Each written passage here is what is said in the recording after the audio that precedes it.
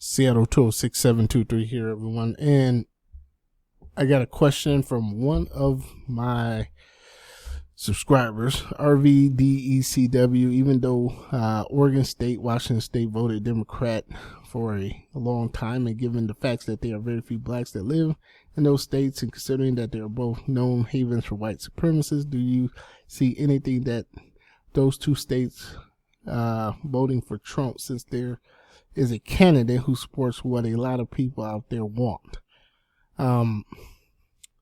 In short answer, I'm going to say no, not going to happen. The Californians invaded Washington State and the Oregon area back in the early 90s. The Great Migration from California with the do-goody liberals, they invaded it. I mean, there used to be commercials. Wells Fargo used to have commercials. They used to have commercials about Wells Fargo calling them Californians, invading the area, the local banks and stuff. The banking system was overran in the 90s in Seattle and Washington State. They used to talk about, I mean, there was open commercials on TV talking about Californians invading, and banks were putting out commercials about it. So that's been complete. Most of the local banks have been closed off, and the big banks have taken over. As far as these population numbers here, that you see here on the city, those numbers are skewed because it doesn't include Middle Easterners. It doesn't include Africans. And African Americans and Africans are two different culture bases. Africans do not identify as African Americans. So those numbers are skewed. They're skewed to you know what and who knows where, and where are they classifying the Middle Easterners. You see what I'm saying? So that's a tidbit that goes on in a lot of cities across the country.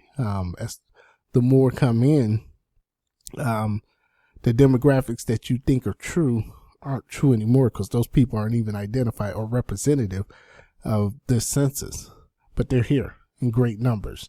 I'd say that the white percentage is probably around 50% realistically. That would be my estimate on it.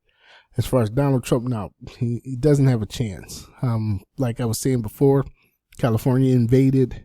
They quickly move into the control positions within the city council, city mayors, county representatives, sheriff's departments, city police, fire departments, all those positions, and they're a very well organized group of people.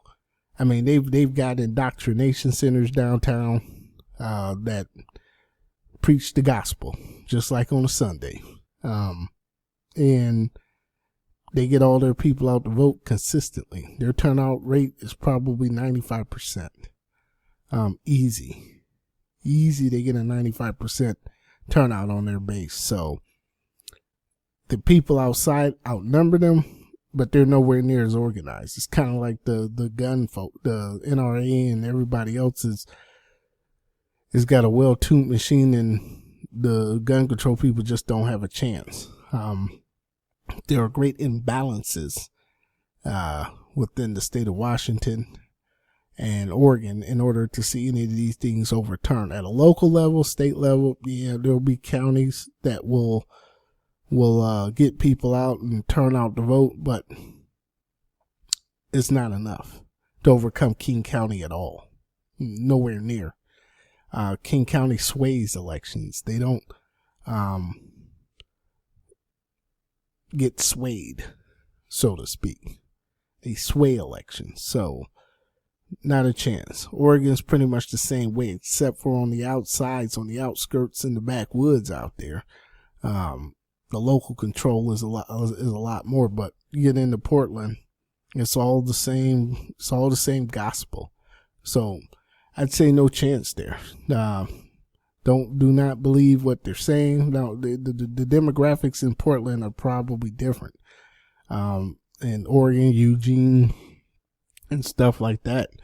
But to answer your question, my man, he ain't got a chance. in the Pacific Northwest. Well, this is Seattle 206723. That's my comments on your question. If you have any more, please leave it in the comments section, and I'm out.